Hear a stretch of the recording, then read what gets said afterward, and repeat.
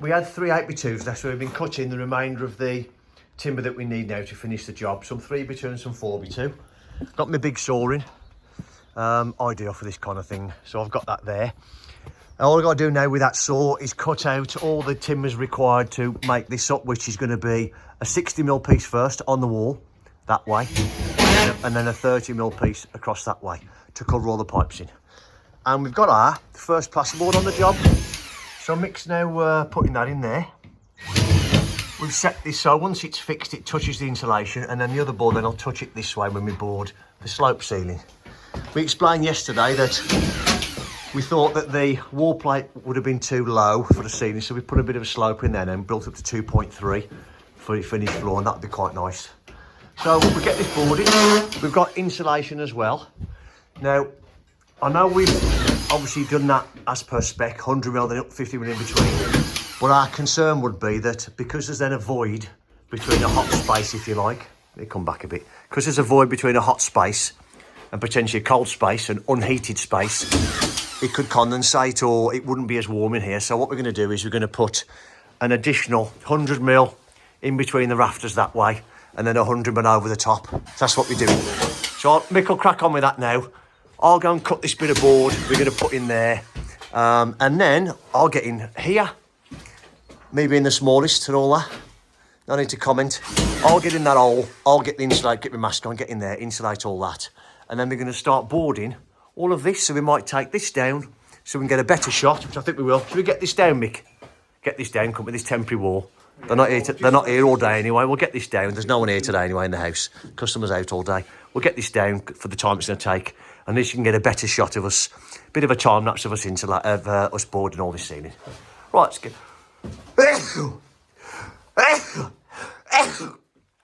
Oh, bless me.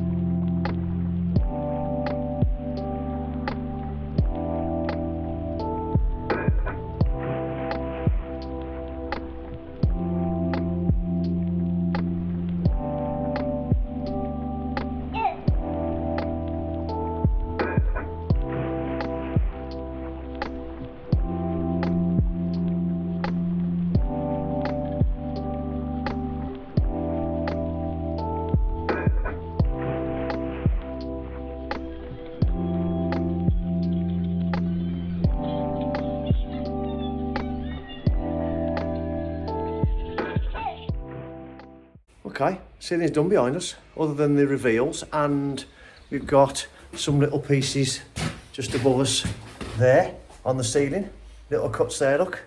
So that's done. We put 25mm on the cheeks of the dormers, and then I'll run a bead of foam all the way around as well. Let me come back. I can't foam, I mean that one's quite tight, but I just put a bit of foam around there. The gap's a little bit bigger there, just because the way I've pulled that Velux up that way a little bit to get the batten on. And then I'll put a bead of foam, and then obviously, if you know, that groove, if I get my finger in the shot, there is where the plasterboard sits. So push it into that groove. So as it stands, Mick did over here, he's boarded that slope ceiling there. This part obviously here that you can see in shot is where the wall's going. So we'll continue this wall down. We've boarded that. We've left that part now because we've got to pull hot and cold feeds and flow and return for the boiler. So we can get in here and fish the pipes down to the boiler over there. Right then, end of the week.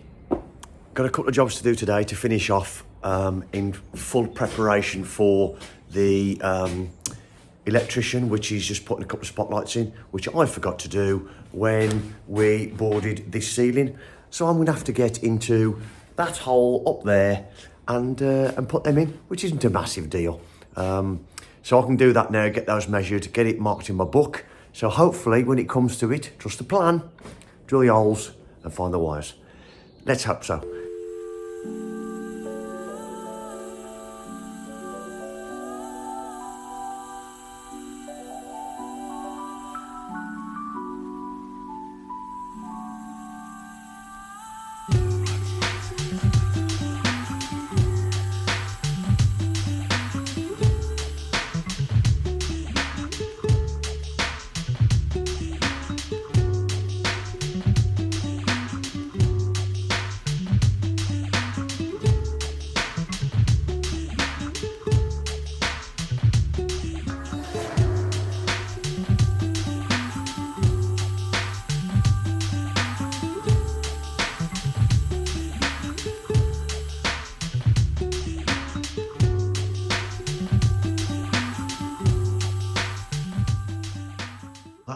tight in there, but it's done now.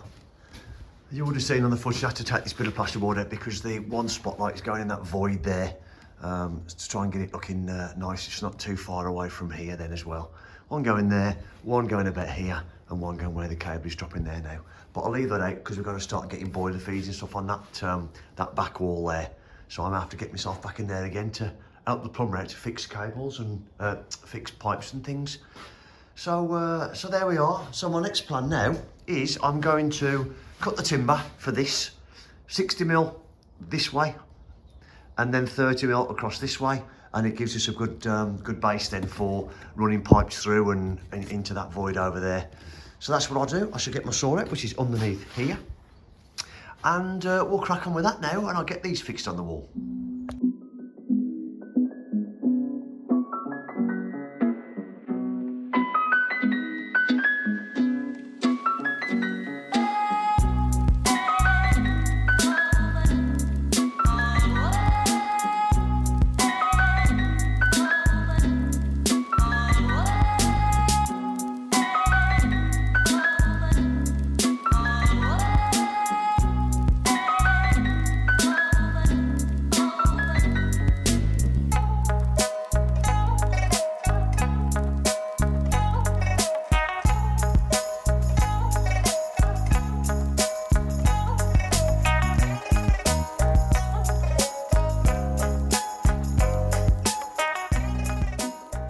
Have it.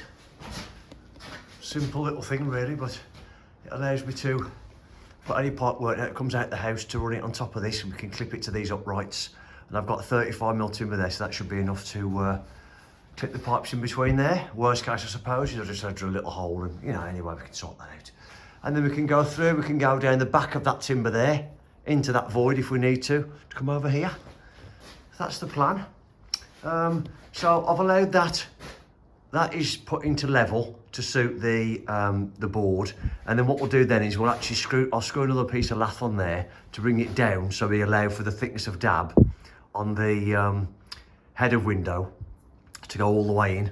I didn't want to do that now because I may struggle to get the window out, so I've left it a little bit higher so I'll get this window out because we're reusing this window on the front. Welcome to a new week. So we should have had the windows here today, but I've had a phone call this morning. They're not ready. They didn't bother telling the fitter on Friday that they weren't ready. So we planned everything on our week and the week's jobs that we're going to do based on the windows are going to be in. Rubbish. Wait for them to come on Thursday now, I'm being told. Ridiculous, isn't it? Okay, so then we've started going round with the foam gun all the way around the veloxes then, because we've put 25mm Kingspan all the way around the veloxes. All the way around, and I've gone there, like I just said, with the expansion foam, so we can see any gaps in. And then I've started to go around the perimeter with the expansion foam, and Mick is just starting to put the plasterboard in. You would have seen me do that anyway on Friday before I popped to Adams. So we're just going to continue plasterboard all the way along, fill in all the gaps. I'll put foam all the way around there. I'll put foam all the way around here as well, all this perimeter. So that's what we're going to do today, and then we'll start plasterboarding the reveals. And we're going to board underside of that ceiling, or what's left of it. And then I think that'll be us. Right then, windows and doors have been fitted today, or should I say door. By far door can't be fitted because it's not made yet. Don't know why, it just isn't. So I'll spin you around, show you where we were when we finished, because we've been off the job a couple of days because we couldn't get people like the window fitter in. So of course we couldn't do any internal work in terms of plasterboarding and things because we got it was all open to the elements, which has all worked out well because the bifolds aren't made, which means the extension is still fully vented, and therefore the boiler's not been moved yet. It's not been moved for another 2 days, so it's done us a bit of a favour. Let's remain positive. Turn you around, show you where we are, and I'll show you what I'm going to do while it's fitting the windows. All we've done here is the cavity. What you should do in there, you've got to fill it full of concrete. You've got to slope it away from your building, if you like. Bearing in mind it's below DPC, this is anyway. It's got to slope away, and that's what you have to do. So what we've been doing over the course of the job is throwing all the compo down there, all the leftover from the slurry was thrown down there, and it was all, I'm not going to say benched, that's the wrong term, and I'll be picked up for that one, but we flattened it all and sloped it all, and then all we've done then is we were about 60mm shy of the top of this, so rather than mix up more compo, I've got sand, I've pushed insulation. Oh, there it is, just about to see the insulation down there, look. Like a 50mm insulation down, all the way down to what was the concrete. In fact, I put that in before we put the concrete in, to stop it going all in the cavity that way and that way. But anyway, back on track. So that's all been sloped away from the building, like I say, all flattened off. And I've just topped it up, about 60 or 70 I think it was. And then I've just tapped this off, and I've just tamped all the sand in, nice and hard. So that's all tamped. And that means that when we put the DPM on, that'll go up there, all over the floor. We put the 75mm Kingspan on, which is all over there, ready. It's not Kingspan, I think it's Recticel. But anyway, that's not the point. Ready for the underfloor heating guy. The jobs I've got to do today is I'm going to get rid of all this, clean all this out, because that's all my timber cut from the 8x2, if you remember seeing me do that. Ready for all this, and a bit of 3x2 for in there to finish that. I'm going to put my cuts in here for Ed to knock through before he puts the floor down, so I don't get covered in brick dust. And I'm going to move that, and I'm going to core drill into the where's going to be utility in there, because the sink's going the other side of that door in that reveal, and then we can come through to the strap-on boss that we thought was going to be temporary, but the better idea now is to use that for there. So that's what we're going to do.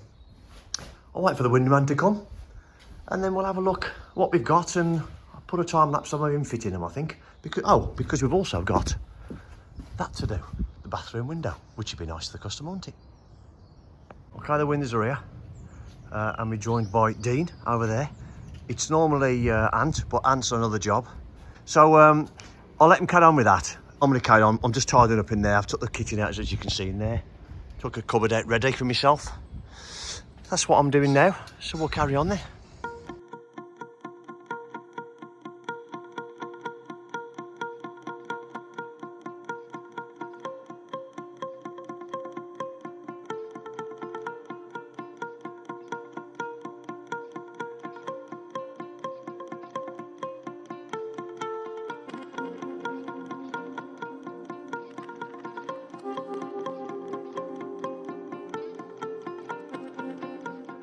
Right, windows in then. Window, door. Excellent. He's going to put the panel and the glass in now, but he just said he's going to do that for now because he's only just foamed that, so he'll let the foam go off first before he starts hammering at it, obviously, which makes sense. So that looks good, and they all fit, which is good for me because I measured them. And there's always a worry.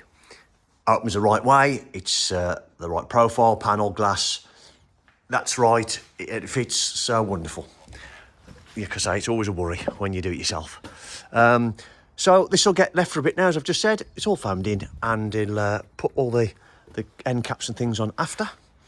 And the customer's gone out now, so we are going to go and do that window in a minute, which will be nice. That'll finish it off lovely. And that's been left because we had to change all that, if you remember. If you looked at the bathroom refurb video, if you haven't, then this is the one you're looking for now. And it shows why, and I'll explain in a minute anyway, before we put it in, why we did that and did what we did.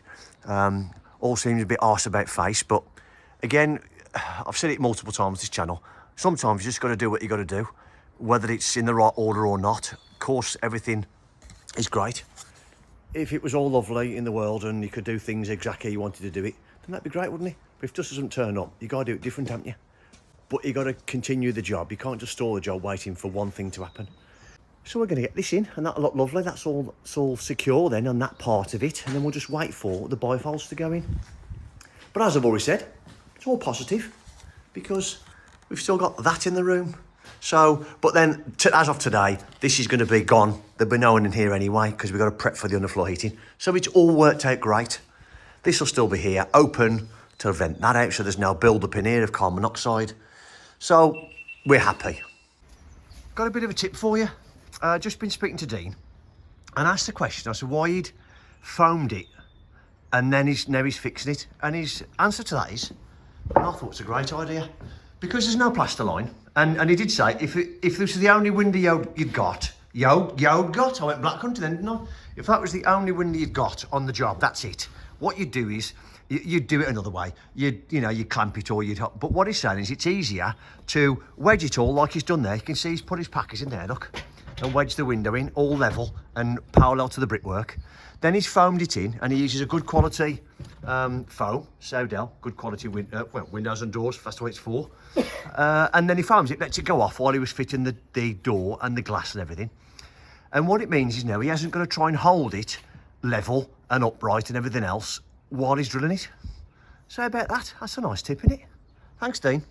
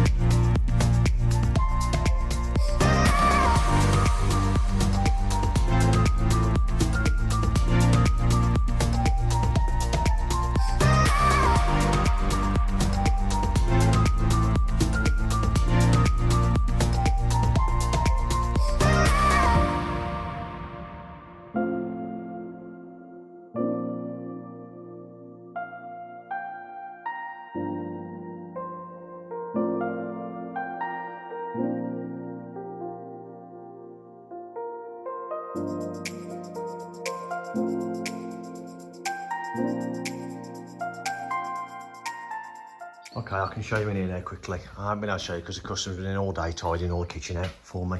As you can see, everything's everywhere. So all I've done is I've removed the cupboard from there, the cupboard from there. That can be disconnected there by the sparky. And it looks like they've bored this out at some point, maybe for to hold all the kitchen, because it looks like there's a void behind there. In fact, it's about 3 inches deep maybe. They've obviously battened it out. I mean, there's slotted screws in there, so it's been done a while, so it's structurally sound. So we can pull all this cable out from the void, because it all comes in and out. Look, the feed looks like it goes beyond there, so the sparky can have a look at that, because we can always cut a hole there, and that's going to be behind the unit anyway. Or we can just do that and then board straight over the top of it, board it over and skim it in, which is the best option. I think taking it off is pointless, because like I say, it's structurally sound. We'll put a few more screws in it all the way over, and then we'll plasterboard straight on top of that once these are out. And of course, the sparker could potentially use the void again to put new in. Yeah, it's all worked out good. Bit of a bitty day today, really. But these are the bits that got to be done as well. Like I say, that bit down there had to be done. Taking the cupboards out, prepping. Tomorrow, sink's coming out. We're going to start, and we're going to cut down here, as I've already said to you. That's what we're going to do. And we're cooking on gas then, as the saying goes. Who made that up, I don't know, but that's what they say, whoever they are. And we just get ourselves then, and we'll start putting the DPM down and the insulation ready for the underfloor heating guy on Monday. Not sure whether you're going to see the underfloor heating thing in this episode, because I think that'll be its own episode, the whole lot from start to finish, the whole underfloor heating. I think that makes more sense to me. So what we film tomorrow will be this bit. But what I might do is, if we do anything else, like taking the sink and stuff out, I'll put it in this episode. So you may sort of see a bit of a crossover with the insulation and what have you on the floor, but ignore that, because that's going to be a separate episode, I think. All of it from the start to finish, preparation, right through to the screed going in, which is the same company do, the flow screed, and the manifold going on, all that business. So I think that's what we'll do. Thank you very much for watching. We hope you've enjoyed this video, and we will see you on the next one.